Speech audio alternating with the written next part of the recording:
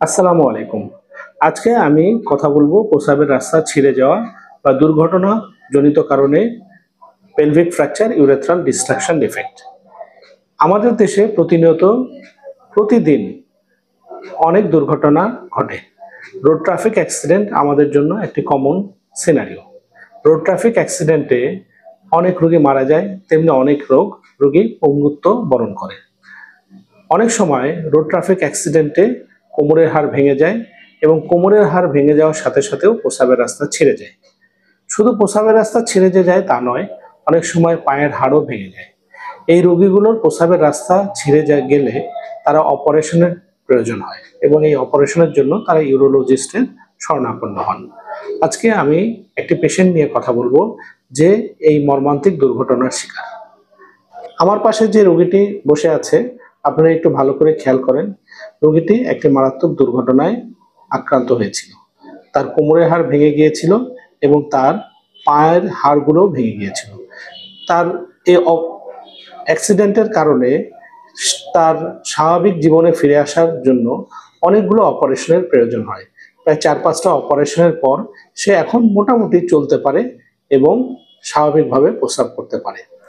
এক দুর্ঘটনাজনিত কারণে যদি প্রস্রাবের রাস্তা ছিঁড়ে যায়, তাহলে সবচেয়ে প্রথমে যে জিনিসটার সমস্যা হয় সেটা হলো প্রস্রাবের রাস্তায় রক্ত আসে এবং রোগী সাধারণত স্বাভাবিকভাবে হাঁটতে পারে না।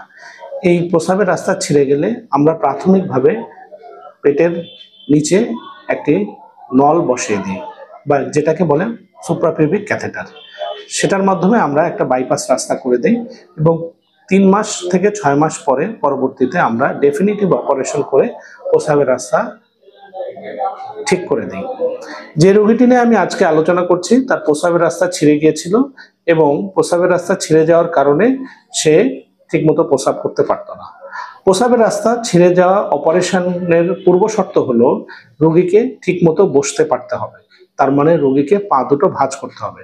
যদি রোগী পা ঠিকমতো ভাঁজ করতে না পারে, তাহলে রোগীর অপারেশন টেবিলে পজিশন ঠিকমতো করা যায় না, ফলে প্রস্রাবের রাস্তা অপারেশনও ঠিকমতো করা যায় না। এই রোগীটি আমাদের কাছে যখন আসে তখন তার অলরেডি 4 থেকে 5 বার অপারেশন হয়ে গেছে, যা প্রস্রাবের রাস্তার সাথে সাথে পায়ের অপারেশন ও যুক্ত ছিল। অপারেশনের পর তার পা ঠিকমতো ভাঁজ করতে না পারার কারণে আবার সেই ইউরোলজিস্টের শরণাপন্ন হয় এবং কয়েকজন ইউরোলজিস্ট দেখে তাকে অপারেশনের অপারগতা প্রকাশ করে। আমি রোগীটা আমার কাছে আসলে রোগীটিকে আমি সহানুভূতি সহকারে দেখে তার অপারেশন করার পরামর্শ দিই, কারণ তার আর কোনো বিকল্প রাস্তা ছিল না। এবং অপারেশনের পর রোগীটি আলহামদুলিল্লাহ এখন স্বাভাবিকভাবে প্রস্রাব করতে পারে।